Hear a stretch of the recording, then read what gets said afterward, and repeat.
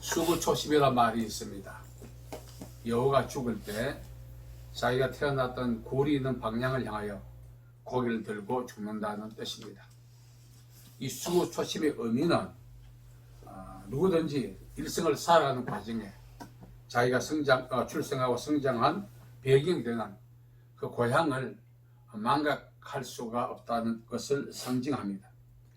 우리가 교제하는 과정 속에 관계하고 있는 사람들에게 고향이 어디냐고 질문을 합니다. 그럼 동향이라는 사실을 알았을 때 그 관계의 깊이 또한 깊어지기 마련인 것입니다. 지구촌에 거주하는 모든 사람들은 다 고향이 있습니다. 그 고향은 자신의 결단과 의지가만 있다면 하시라도 귀향할 수가 있습니다. 특별히 민족 고유의 명절은 출항한 모든 사람들에게 귀향할 것을 독려하는 하나의 신호가 되기도 한 것입니다. 명절은 모든 이에게 고향에 대한 기대감과 귀향을 위한 준비를 서두르게 만드는 것입니다. 우리 주위에 보면은 귀향할 수 없는 분들이 있어요. 그래서 바로 실향민들이죠. 복령의 고향을 둔 분들은 돌아갈 수가 없습니다. 뿐만 아닙니다. 정부 시책과 개발에 의해서 댐 건설, 여러 가지 환경적 요인으로 인해서 고향의 자취를 감추고 숨을 댄 분들 역시 고향으로 돌아갈 수가 없습니다. 중요한 것은 고향으로 돌아가는 방식입니다. 거미환양해서 많은 사람들이 환영을 받고 축하를 받고 박수를 받고 자신 역시 감격과 기쁨으로 귀향하는 거미환양이 있습니다. 또 하나는 사람들의 이목을 두려워하여 마치 야반 도주하듯이 살짝 고향에 다녀오는 낙향하는 방식의 귀향도 있습니다. 우리는 너나 할 것 없이 많은 사람들의 환영을 받고 박수를 받고 축하를 받는 거미환양을 원합니다. 아무도 낙향하기를 원치 않습니다. 그런데 중요한 것은 그 거미환양은 소망지수가 타의 추종을 불허한다 할지라도 보장받을 수 있는 것 아닙니다. 낙향만은 피해버렸고 몸부림친다 할지라도 낙향을 피하는 것은 아닙니다. 성경은 말합니다. 사람이 무엇으로 심든지 다 그대로 거둔다. 거미환양을 원한다면 거미환양을 위한 준비를 해야 하는 것입니다. 낙향을 면하려면 낙향과 관계된 삶을 거부해야 하는 것입니다. 과거 선비들이 과거 급제하고 나면 임금이 이제 의사화, 이 관모에 꽃을 하사합니다. 그 꽃을 꽂고 관복을 입고 이제 고향을 가죠. 그때 많은 사람들이 환영을 받습니다. 원근각지 모든 사람들이 와서 환대해 줍니다. 그걸 우리가 거미환양이라 말할 수가 있습니다. 거미환양하려면 출항 이후에 수고와 노력을 통해서 삶의 열매가 풍성해야만 가능하다는 거죠. 출항 이후에 삶의 열매가 전혀 없는 가운데서 귀향을 서두른다는 것은 불가능합니다. 그래서 우리 모두가 낙향하지 않고 거미환양하기 위해서는 출항 이후에 자신이 안배받은 그 삶의 처소에서 수고를 다해서 풍성한 삶의 열매를 맺어야 한다는 것입니다. 그 삶의 열매는 경제력만 이야기하지 않습니다. 사회적 위치, 신분, 영향력 다 포함하죠. 이러한 것들이 풍성해야 귀향에도 어려움이 없는 것입니다. 만일 출항 이후에 사회적 영향력과 위치가 상실하고 경제력까지 빈곤하다면 출항 이후에 귀향은 불가능하다는 사실입니다. 우리에게도 중요한 것은 생리적 고향만 있는 것이 아닙니다. 영혼의 고향인 천국도 있다는 사실입니다. 이제 우리가 출항 후에 귀향할 때 풍성한 삶의 열매와 더불어 또 선물도 준비합니다. 고향에 있는 분들을 위해서 바리바리 선물도 준비하지 않습니까? 영혼의 고향 역시 마찬가지입니다. 빈손으로 갈 수 없는 것입니다. 영혼의 고향에 귀향할 때 역시 우리 선물을 준비해야 하는 것입니다. 자, 그렇다면 우리가 육신의 고향, 생리적 출생과 성장 배경이 되어 주었던 육신의 고향에 귀향하기 위해서도 삶의 열매가 풍성하고 선물을 준비하듯이 영혼의 고향 역시 마찬가지입니다. 풍성한 열매가 있어야 합니다. 또 귀향을 위한 선물도 준비해야 합니다. 그렇다면 우리가 귀향을 위해서 준비할 선물이 무엇입니까? 바울은 나는 선한 삶을 다 싸우고 달려갈 길을 다 마치고 믿음을 지켰으니 이제 이후로 나를 위하여 의의 멸관 예비 되었다 고백합니다. 일관된 믿음, 이것이 바로 영혼의 고향 귀향을 위한 준비요 또한 선물이라 아니할 수가 없다는 것입니다. 예수님께서 내가 곧 길이요 진리요 생명이 나로 말미암지 않고는 아버지께로 올 자가 없다고 했습니다. 예수님과 관계 맺음 없는, 예수 믿는 믿음 없는 그러한 상태에서는 영혼의 고향에 대한 귀함을 감히 우리가 생각조차 할 수도 없다는 사실입니다. 일관된 믿음을 갖고 사는 것이 영혼의 고향 귀향을 위한 준비요 선물이라 할 수가 있다는 것을 우리는 성경을 통해 배울 수가 있습니다. 아브라함이 이제 갈대아우르, 성장 배경이 생리적 고향 갈대아우르를 초기와 같이 버릴 수 있었던 것은 하나님이 예배하신 한 성, 영혼의 고향이 있다는 사실을 발견했기 때문에 그렇습니다. 우리가 법에도 보면은 하위법, 상위법이 있는데 항상 적용할 때 상위법 우선의 법칙이 있습니다. 또 구법과 신법이 있을 때 신법 우선의 법칙이 있습니다. 우리 영혼의 고향에 대해서 상위법 같은 신법 우선의 법칙과 같은 것이 바로 영혼의 고향인 것입니다. 육신의 고향에 금이 환영했다 할지라도 영혼의 고향에 귀향할 수 없다면 아무런 의미가 없는 것입니다. 비록 우리가 육신의 고향에 야반 도주하듯이 살짝 다녀오는 낙향이 했다 할지라도 영혼의 고향에 금이 환영한다면 말로 따를 수 없는 은혜와 복을 받게 되는 것입니다. 같은 값이면 다홍치 말할 것입니다. 우리가 육신의 고향도 금이 환영해야 하지만 영혼의 고향에도 금이 환영해야 된다는 사실을 성경이 말해주고 있습니다. 자, 영혼의 고향의 특징이 무엇입니까? 영혼의 고향의 특징은 낙향하는 자는 들어갈 수 없다는 것입니다.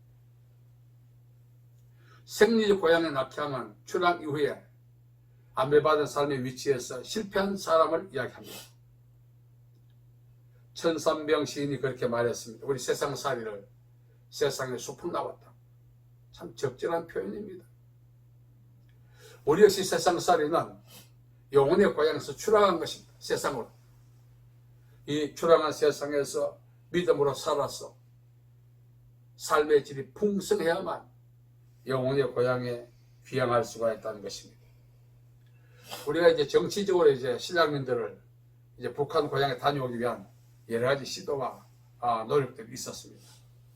자기가 성장했던 죽기 전에 방문하고 싶었던 고향을 다녀온 신앙인들이 얼마나 많습니까?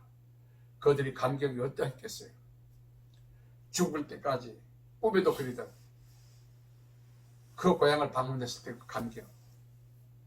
여러분, 육신의 고향을 방문하고 다녀와도 그렇게 인생에 힘이 있고 의미가 있습니다. 영혼의 고향을 방문한다는 것, 영혼의 고향에 진입할 수 있다는 것, 그건 말로도 할 수 없는 축복과 은혜를 우리가 입을 수가 있는 것입니다. 저는 고향 가지 않은 지 오래됐습니다. 많은 분들이 고향 방문을 하지 못한 여러 가지 개인적 이유가 있습니다.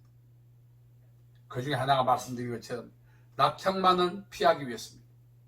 낙향한 상태로는 육신의 고향을 갈 수가 없는 거죠. 꿈에도 그리웠던 고향을 방문하려면 반드시 금이 환영해야 하는 것입니다. 영혼의 고향 역시 마찬가지입니다. 세상살이 실패하면 귀향할 수 없습니다. 영혼의 고향은 이 세상살의 실패는 믿음으로 살지 못하는 것입니다. 믿음으로 살 때 세상살에서 성공할 수 있고 또한 금이 환영할 수 있는 기회와 계기가 되는 것입니다. 오늘 우리가 이제 명절을 보냈습니다.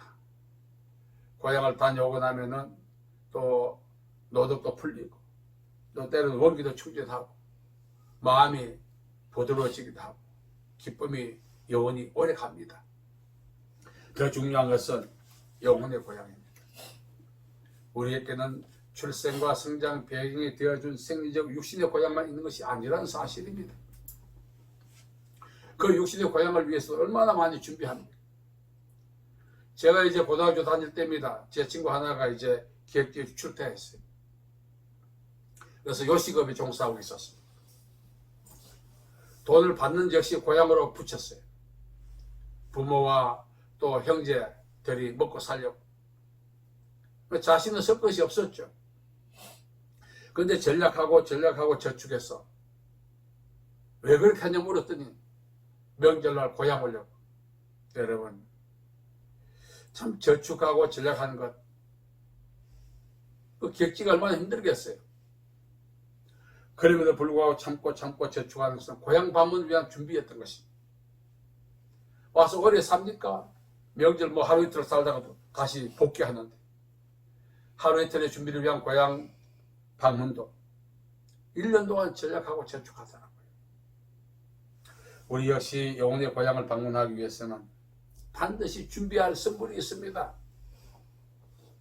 하나님이 우리 각자에게 맡겨주신 달란트도 있지 않습니까? 그 달란트를 값줄로 남겨야 되는 것입니다. 그 값줄로 남길 때 귀향의 기쁨이 큰 것입니다. 물론 귀향을 위한 전제 조건은 믿음이죠. 우리가 믿음은 영적 영혼의 고향에 귀향하기 위한 필수적 요소입니다. 또 하나의 선물이 있어야 합니다. 그것이 바로 우리 각자가 맡은 달란트입니다.